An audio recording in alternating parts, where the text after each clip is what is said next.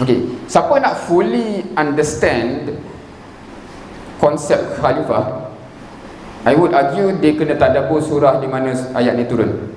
Surah apa? Surah Al-Baqarah. Siapa pernah tadabbur surah Al-Baqarah? Satu komplit. Tak pernah, tak sempat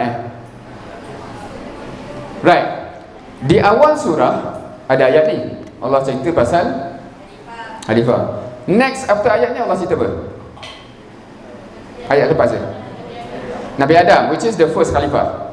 So memang tema surah ni pasal manusia yang jadi khalifah. Lepas tu ada nabi-nabi lepas tu ada satu kaum yang dicerita banyak. Bani apa?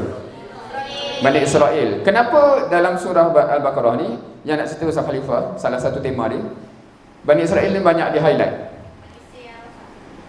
Okey, lagi. Yang banyak tanya ni. Okey, tu perangai dia kan. Tapi kenapa banyak je orang perangai macam tu, Firaun ke apa, tapi kenapa Bani Israel tu sample case dalam tema Al-Baqarah? Umat terdahulu banyak je kaum-kaum yang kita Allah tak pernah dengar. Kaum Ad sama tu Allah sebut, tapi dalam sepanjang sejarah manusia ni ada je manusia yang Allah tak sebut langsung kan. Itu banyak yang sebut. Tapi Bani Israel specifically kenapa dipilih untuk tema surah ni? Dia dikurniakan Nabi. Okay, interesting lagi. Dia dah ada kaitan lagi. Dia banyak Nabi. Okey, lagi. Pengajaran untuk kita dalam konteks. Okey, itu agak menarik Okey, bila kita kata Allah sebut kisah Bani Israel sebagai pengajaran dia apa? Jangan jadi macam dia tu apa? Apa dia tu? Tahu tak puas. Okey, menarik lagi. Jangan banyak tanya. Okey, nanti kita bincang waktu tu. Dia tanya yang mengada-ngada tu memang jangan. Kalau tanya untuk faham, sebab takut ada semua orang dia gunakan dalil tu sebab tu dia tak faham tak tanya kan. Itu dah menyeleweng kan.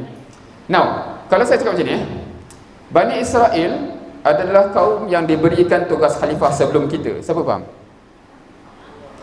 Dia adalah senior kita dalam diberikan tugas khalifah. Faham tak?